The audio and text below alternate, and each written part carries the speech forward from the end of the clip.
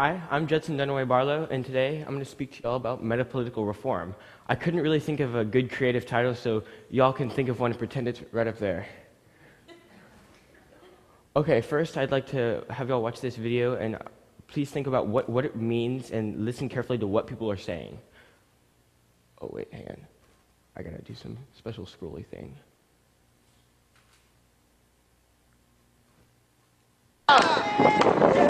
Get him,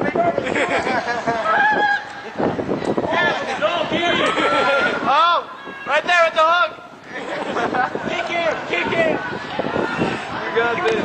Tie up. Hey, no hugs. Okay, so first of all, let me say that was thank you to Milsey3311, whoever that is. This was actually filmed at the Democratic National Convention in 2005 by a youth camera crew called Get Heard TV. So it is Youth Day, so go kids. But I hope you heard the no hugging and their encouragements to keep fighting. People are spectating; they're just watching the elephant and the donkey, representing obviously the Republicans and the Democrats fighting. They're just watching, and this will become more important later. Okay, this is the first part of our government. When people say, what is our government, you probably think of things like the legislative branch, judicial branch, executive branch, checks and balances, something like that. But we have a specific definition of our government, and this is the first part. We are a democracy, which means that the people are the most important part of the society, so that the people are the ones who make the ultimate decision makers, and they're the ones who the benefit of bills and laws is bills and laws are for. But also, we are a republic, which means that we vote for people to represent us in Congress or in a legislative body, instead of us being the actual lawmakers and doing the physical writing of the bills. We elect people based on their views. That we try to get somebody whose views match ours as closely as possible, so that they can represent us well.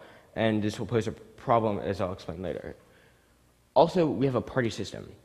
Basically, we have Republicans and Democrats and Independents, which all have common views that are usually in the same general area. Like there's conservatives and liberals, and you can belong to either of these parties. And if you belong to, let's just go with say the Republicans, you vote in primaries for who you think should be the Republican candidate on the ballot for an election, and you usually Okay, but this is what I think is going to happen to democracy because of what our government is.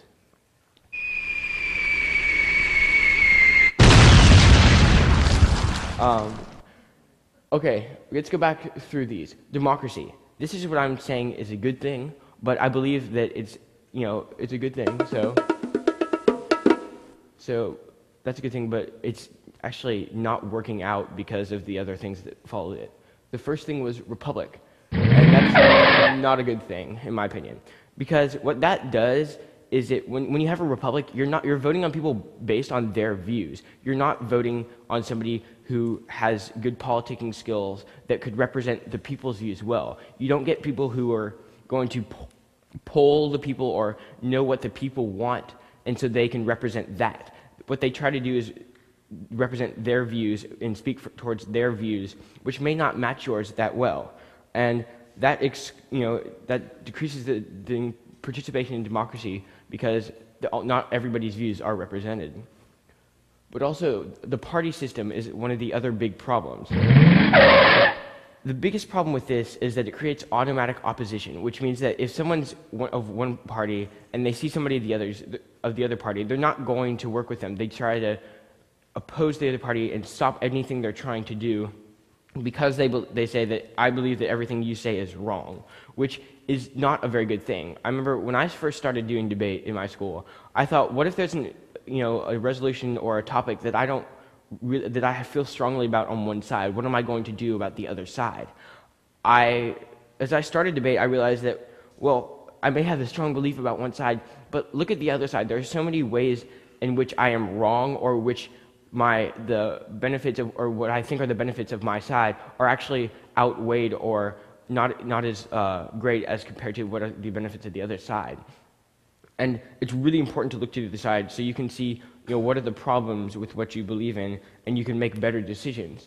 But also what this does is it excludes the independents. If you look at the national debate, presidential debates, you see two people, the Democratic candidate and the Republican candidate. You don't see anybody in the middle. Those people in the middle, you see them on the ballot and you kind of laugh because it's like, who's that? But what if they had the same views as you, the exact same views as you? What are you going to do? Because you only have the two main candidates that you know about. You're not really informed about these people. And so when voters are ill-informed, they don't know, they're not voting for the right person. And so our government is crippled as a result. But in case you've been sleeping, here's kind of a diagram of the whole problem. Let's start up here with opposition. Starting with the party system, when we create opposition by having people automatically oppose the other party and not try to work with them or look at the other side, which, as I said earlier, is a bad thing because there is always another side to an argument. No matter what you think, you may think, say killing is wrong. You got to look at the other side. I can't think of one off the top of my head, but for every, for that argument, there's always a justification in some sort of situation where it could be the, good thing. For example, some states believe in capital punishment. There's another side to that. But then what this also does is it creates a fight because, like you saw in the video, people are spectators. They're watching people fight. They're not trying to do anything about the fight that opposition has created. You heard the people, no hugging, because they want to see the fight. But then what happens is the new media jumps in, and there's a lot of controversy about this, especially with things surrounding Fox News and MSNBC are two that I can name that people have problems with. But what they'll do is they'll take a side and totally either bash the other side for saying they do things wrong, or what they'll do is they'll really pump up their views, and just they'll make put things out of proportion. They won't tell the truth. They'll only tell half the story, half the truth, not the whole truth. But also what they'll do is you see ads for political people. First of all, they're mostly negative ads. You see that, Bill White and Rick Perry, both for the governor of Texas, both bashed each other in their ads. They said, my opponent is wrong. My opponent is doing this bad. Not why you should vote for me, or, I believe in the people of Texas, or I can support you, which is really what we need to have. And also, it takes way more than 30 seconds or less to be informed about issues. You can't study a candidate's views and know what they support or know how good they are at representing people in less than 30 seconds. You need hours and days to study that. And the new media puts things out of proportion and doesn't let people see the full view of things.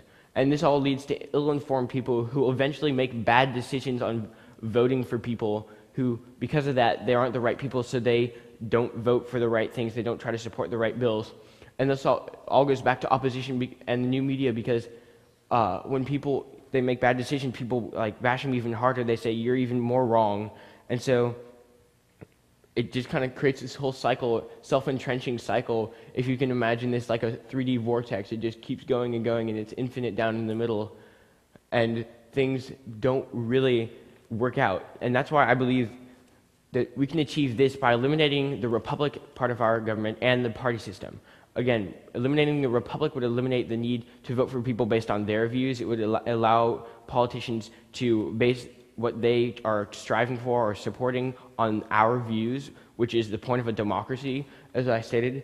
And then if we also eliminated the party system, then we would eliminate automatic opposition and create more collaboration in bills and looking at both sides of the argument. And there's even more than two sides to an argument as well. You can't just say, okay, I'll look at the other side, but you got to look at all sides. And that is what we would do, and we would increase the looking to the people for what they want instead of looking at what the other party doesn't want or what you want, or what the politician wants, is what I mean. And so that's how we can achieve perfection. Thank you.